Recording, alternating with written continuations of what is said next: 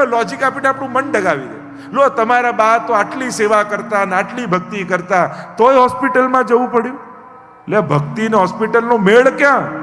પણ લોકો આવા રોંગ લોજિક આપે અને કનેક્ટ કરે. એટલે કે આ ભક્તિ સેવા કંઈ કામ લાગવાની નથી, એનો કહેવાનો અર્થ એવો હોય તમારા બા તો આવા ભગવદીએ તોય બિચારા કેવા માંદા પડ્યા. તો માંદા પડવાને સેવા કરવાને કોઈ મેળ નથી, પણ લોકો કનેક્ટ કરે. લોકો કનેક્ટ નથી કરતા. જેમ આમ આટલું દૂધ તમે મહાદેવજી પર ચડાવો એના કરતા પેલું મૂવીમાં બતાવે કે ભૂખ્યાને દૂધ પીવડાવો ને બાળકો દૂધ ભૂખ્યા છે દૂધ પીવડાવો. પણ કોઈ મૂવી વાળા એમ કે છે કે અમારી પિક્ચર જોવા ના આવતા, એ 500 રૂપિયાની ટિકિટના પૈસાનું દૂધ લઈને ગરીબોને પીવડાવી દેજો. કોઈ પિક્ચર વાળું આવું કે ના ના, અમારામાં તો ખર્ચો જ. એને વાંધો આવે ગરીબી ને ભગવાનને કનેક્ટ કરવાની કોશિશ. કેમ કનેક્ટ કરે? કારણ કે તમે આ છોડી દો, તમે આ ખોટું કરી રહ્યા છો, એવા પ્રકારનો અવિશ્વાસ તમારા મનમાં પેદા કરે. આ રોંગ લોજિક આપી, આને કોઈ કનેક્શન નથી. 5 સ્ટાર હોટલમાં લોકો કેટલું અન્ન રોજ બગાડે છે, કોઈ પ્રશ્ન કરે છે?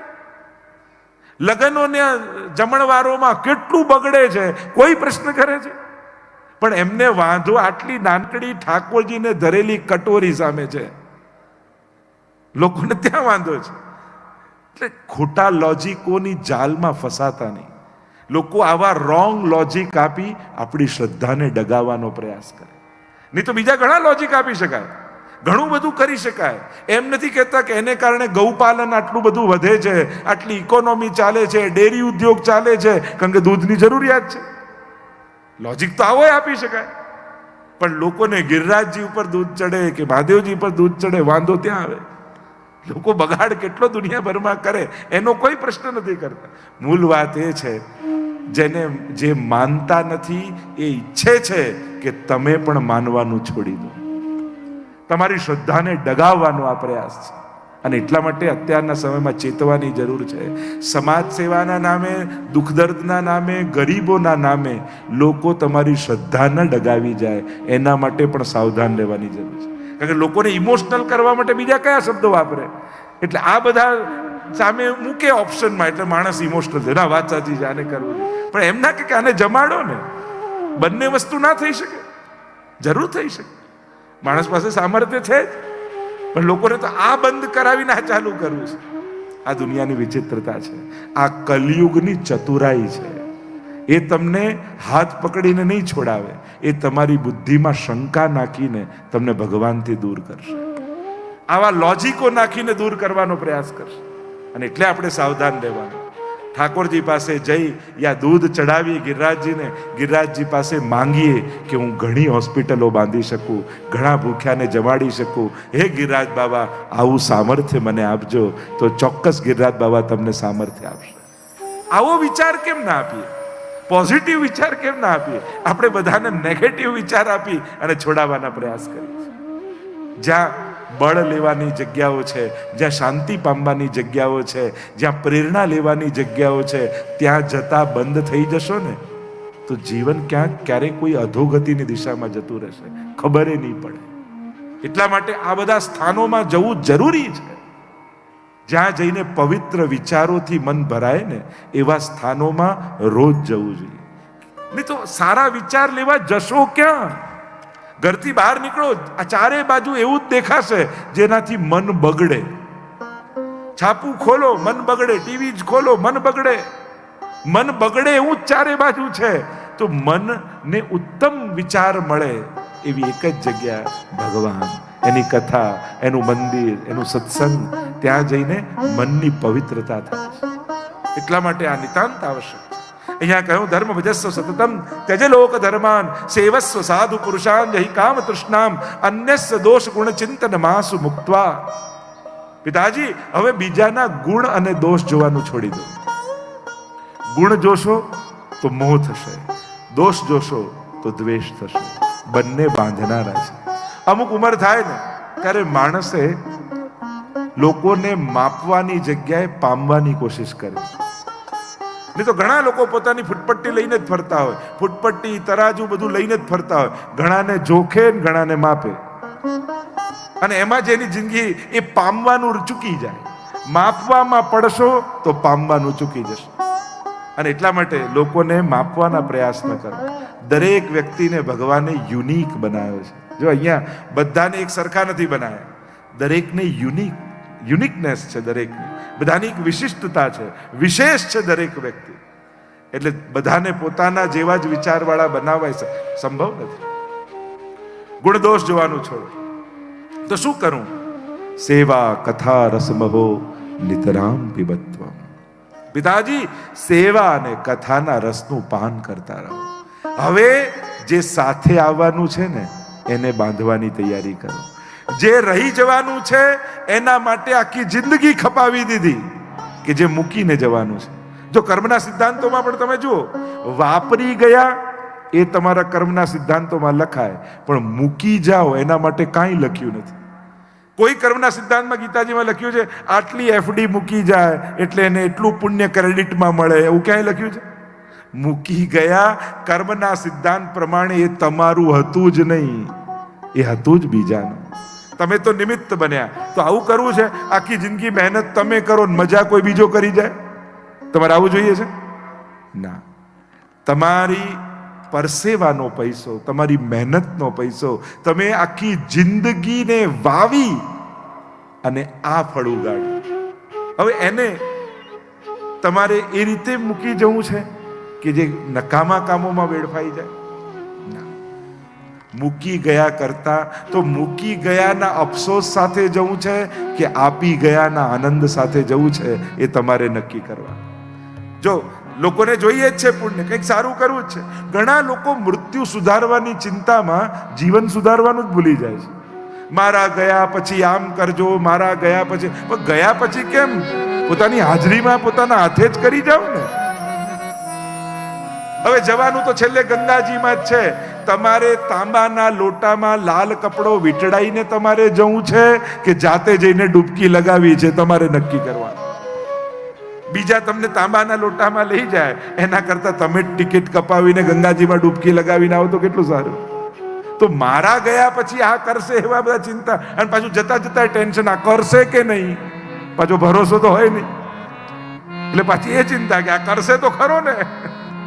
એટલે આ બધા ચિંતા કરતા હું તો કહું, સારા સંસ્મરણો એટલે કે સત્કર્મો કરી સારા સંસ્મરણો વાગોળતા જાઓ.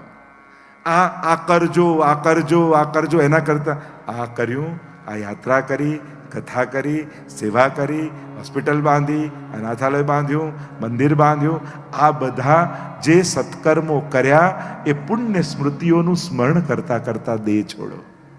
તો જીવનના આપણે ભાગવત શીખવાડે છે, આપણે મરીને દુનિયામાંથી નથી જવું, આપણે તો જીવીને દુનિયામાંથી જવું છે. જીવનનો ઓડકાર લઈને જવું છે, જીવનની તૃપ્તિ લઈને જવું છે. ન કરી ગયા એના અફસોસ લઈને નથી જવું, કરી ગયાના સંતોષ લઈને જવું છે. સેવા કથા રસમહો. અને એટલા માટે તમે જે કરી ગયા, જીવનમાં બહુ લાંબા પ્લાનિંગો કરશો ને તો ચૂકી જશો. સમય સારો ચાલતો હોય ને ત્યારે સત્કર્મો કરી જ લેવા. ફરી ક્યાંક શરીર સાથ નહીં આપે, સંજોગો સાથ નહીં આપે, પરિવાર સાથ નહીં આપે, સમયને બદલાતા વાર નથી લાગતી. સમય અને સદવિચાર આ બંને ઘણીવાર ટ્રેનના પાટા જેવા હોય, ચાલે સાથે સાથે પણ ભેગા ક્યારેય ના થાય. આ જે દિવસે જે જંકશનમાં ભેગા થતા હોય ને ત્યાં એક કાર્યો કરી લેવા. સારો સમય ચાલે, કારણ કે જીવનભર સુરદાસજી કહે છે ને, જન્મ સબ બાતન બીત ગયો. માણસની જવાબદારીઓ વધતી જાય, દિવસે દિવસે દિવસે 60 વર્ષનો થયો, શરીર વળવા લાગ્યું, શક્તિ ઘટવા લાગી. પહેલા તો ઘરે આવતો તો બધા ટેન્શનમાં ગોઠવાઈ જતા, પપ્પા આવે છે, પપ્પા આવે છે. હવે કોઈ પાણી પાવા પણ તૈયાર નથી. એ તો કરશે, મને ટાઈમ નથી. દિવસ એક દિવસ વ્યતીત થવા લાગ્યા. છેલ્લી ઘડી આવી, મનમાં વિચાર કરી રહ્યો છે, ખાટલામાં પડ્યો, અરે મારે તો દાન કરવા હતા, કથા કરવી હતી, સેવા કરવી હતી, સૌને મદદ કરવી હતી, પણ સંસારની વ્યવસ્થામાં ક્યારે અવસર જ ન મળે. ભગવાનની રચના એવી કે પૈસા રહી જાય ને પાપ ભેગા આવે. એટલે હવે જે ભેગું આવવાનું છે એના માટેની કોઈ વ્યવસ્થા વિચારો. માણસે થોડુંક પોતાના માટે પણ વિચારો. ઘણું કર્યું, કરવું જોઈએ, એની ફરજ છે. પ્રગતિ જરૂરી છે, પણ સદગતિને ભૂલ્યા વગર. આ જીવન એવી ગાડી છે જેમાં બ્રેક નથી અને રિવર્સ ગેર નથી. હવે એવી કારમાં તમને કોઈ બેસાડે, કેટલું સાચવીને ચલાવવું પડે. આ જીવન પણ એવું જ છે. આમાં બ્રેક નથી. તમે રોકાઈ જાઓ તો જીવન રોકાતું નથી. માણસ મરી જાય તો શરીરનો અંત છે, જીવનનો અંત નથી હોતો. એ તો ચાલતું જ રહે છે, એક પછી એક. જાત સહી ધ્રુવ મૃત્યુ, અને મૃત્યુ પછી પાછો જન્મ. જીવનની તો ગતિ જ છે. અહીંયા કહ્યું, પિતાજી હવે તો હરિભજનમાં લાગો. હું ગયો, હરિભજન કરવા માટે નીકળ્યા, વનમાં ગયા, ઉદ્ધાર થયો. માતાએ આત્મઘાત કરી લીધો, અને હવે તો ધુંધકારીને કોઈ રોકનારું ઘરમાં રહ્યું નહીં.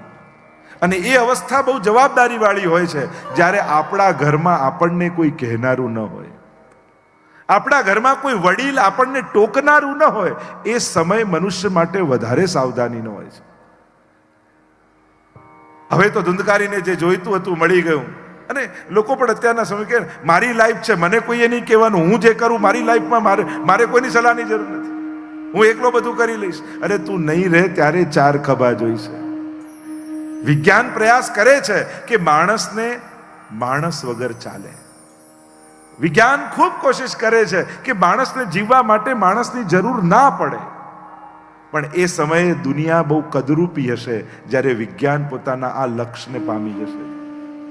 અને આગે છે ને, આપણે જેમ પહેલા ક્યાં ટ્રેનમાં કે પ્લેનમાં કે જતા તો કોઈ એકબીજા જોડે વાત કરે, અત્યારે તો બધા ટક ટક ટક ટક ટક ટક ટક ટક બધા પોતાનામાં જ પડ્યા હોય. પ્રયાસ એવો થાય કે માણસની જરૂર. માણસ મશીનોને કારણે વધારે એકલો થઈ ગયો છે. યુવાનોને જ્યારે આ મશીનો આપી દેવામાં આવે છે ત્યારે એ વધારે એકલવા. તમે પેલા ગાંધીજીના 3 પેલા વાંદરા જોયા છે? કેવા હોય? આંખ બંધ, કાન બંધ, મોઢું બંધ. એક છોકરા નાનકડાને મોબાઈલ આપીને જોજો, 3 વાંદરા એનામાં દેખાશે. ક્યાંય જોશે નહીં, કોઈનું સાંભળશે નહીં, કોઈ જોડે વાતે નહીં કરે. તમને એમ લાગે આ 3 આનામાં આવી ગયા એક મોબાઈલને કારણે. અને એટલા માટે એને માણસોની વચ્ચે ગમે એવા માહોલમાં રાખજો. હા, બધું આધુનિક વસ્તુનો ઉપયોગનો કોઈ વિરોધ નથી, પણ ઉપયોગ જરૂરી છે. આપણે એને પરાધીન થઈ જઈએ એ હદ સુધી ના હોવું જોઈએ. તમે કદાચ ઓફિસ માટે નીકળ્યા ને ઘરે મોબાઈલ ભૂલી ગયા એટલે તમને એવો વિચાર ના આવે હવે ગાડી બગડશે તો, એક્સિડન્ટ થશે તો, જરૂર પડશે તો હવે શું કરીશ, મોબાઈલ નથી. અરે 10 વર્ષ પહેલા નહોતો તો જતા જ હતા ને, ત્યારે તો વિચાર આવતો નહોતો. પણ જ્યારે એના વગર તમારા મનમાં ભય પેદા થવા લાગે ને, એટલે માનજો હવે ઉપયોગ નથી, હવે આપણે પરાધીન થઈ ગયા છે. એટલે પરાધીન ન થઈ જવું, ઉપયોગ ભલે કરી અને કરવો જ જોઈએ. આધુનિક યુગ છે, જેટલું કામ વધારે સરળતાથી થઈ શકે બધા જ સાધનો જરૂરી છે. 21મી સદીમાં તો ધર્મનો સૌથી અધિક ખાસ કોઈ મિત્ર હોય તો એ વિજ્ઞાન છે. કારણ કે જે રીતે વિજ્ઞાન આજે ધર્મને મદદ કરી રહ્યું છે અને ધર્મને ફેલાવવામાં પ્રયાસ મદદરૂપ થાય છે, એટલું પહેલા ક્યારેય નહોતું. એટલે ધર્મને કોઈ વિજ્ઞાન સાથે વિરોધ નથી. વિરોધ છે કે વિજ્ઞાન ક્યાંક આપણી માનવ જાતિને સંવેદના વગરનો ન કરી નાખે. સંવેદના વગરનું વિજ્ઞાન પણ કલયુગનું દૂષણ છે. એમ ગાંધીજીએ જે 7 પાપ ગણાવ્યા ને કલયુગમાં, એમાં એક પાપ એ પણ ગણાવ્યું કે સંવેદના વગરનું વિજ્ઞાન. એટલે એનું ચિંતન થવું જોઈએ. કોઈ રોકનારું રહ્યું નહીં. ગણિકાઓને લઈ આવ્યો અને ગણિકાઓને એમ થયું એને રાજી કરવા માટે રાજાને ત્યાં ચોરી કરી. ગણિકાઓને એમ થયું કે આ રાજા આને પકડશે તો આની સાથે અમને પણ મૃત્યુદંડ મળશે, અમે મરીએ એના કરતા આને જ મારી નાખી. અને પ્રતાડિત કરી એને ઊંધો લટકાવ્યો, મરચાની ધૂણી કરી અને અનેક પ્રકારની પીડાઓ આપી અને ધુંધકારીનું મૃત્યુ થઈ ગયું. મૃત્યુ તો થયું પણ અધોગતિ થઈ, પ્રેત બન્યો. આપણે ત્યાં મૃત્યુ પછીની અનેકવિધ ગતિઓ માનવામાં આવી છે. જો હિન્દુ ધર્મની એક વિશેષતા છે, અન્ય ધર્મોમાં પુનર્જન્મનો કોન્સેપ્ટ નથી, એટલે જ ત્યાં દાટવામાં આવે. દાટવામાં એટલા માટે આવે કે જ્યારે ફેસલાનો દિવસ આવશે કે જજમેન્ટ ડે આવશે ત્યારે બધા જ કબ્રમાંથી બહાર આવશે અને ત્યારે ભગવાન એમના ફેસલા કરશે. આપણે ત્યાં દેહને નશ્વર માનવામાં આવે, કારણ કે માનવામાં એ આવે કે જીવાત્મા બીજા જન્મમાં જાય છે, અન્ય લોકોમાં એની ગતિ થાય છે. પ્રેત યોની પ્રાપ્ત થઈ. ગૌકર્ણજીએ ગયામાં જઈને શ્રાદ્ધ કર્યું. પાછા ગામમાં આવ્યા. સૂતા છે ઘરમાં અને ચિત્ર વિચિત્ર આકૃતિઓ દેખાય છે, જુદા જુદા અવાજો સંભળાય છે. જોયું તો પડછાયો દેખાયો અને થયું કે કોઈ કંઈ કહેવા માંગે છે પણ કહી શકતું નથી. હાથમાં જળ લીધું, અભિમંત્રિત કરીને છાંટ્યું અને જોર જોરથી રડવાનો અવાજ સંભળાયો. ગૌકર્ણજી પૂછ્યું, કોણ છે? રડતા રડતા કહ્યું, હું તમારો ભાઈ ધુંધકારી છું. અરે, તારી પાછળ તો ગયામાં મેં શ્રાદ્ધ કર્યું. મોટા ભાઈ, મેં એટલા પાપ કર્યા છે, 100 વાર ગયામાં જઈને શ્રાદ્ધ કરશો ને તોય મારો ઉદ્ધાર સંભવ નથી. આપ જ્ઞાની છો, શાસ્ત્રોના જ્ઞાતા છો, આપ મારા ઉદ્ધારનો કોઈ ઉપાય શોધો. બીજા દિવસે સવારે ગયા છે ગૌકર્ણજી નદીમાં સ્નાન કરવા માટે. સૂર્યના ઉપાસક હતા. અર્ઘ લીધું ને સૂર્યનારાયણને સમર્પિત કર્યું. સૂર્યનારાયણ પ્રગટ થયા અને ધુંધકારી માટે પ્રશ્ન કર્યો ગૌકર્ણજીએ કે 100 ગયા શ્રાદ્ધથી પણ ઉદ્ધાર ન થાય, એ જીવાત્માના ઉદ્ધારનો ઉપાય શું? અને ત્યારે સૂર્યનારાયણે કહ્યું, ગૌકર્ણજી, તમે ભાગવત કથા કરો.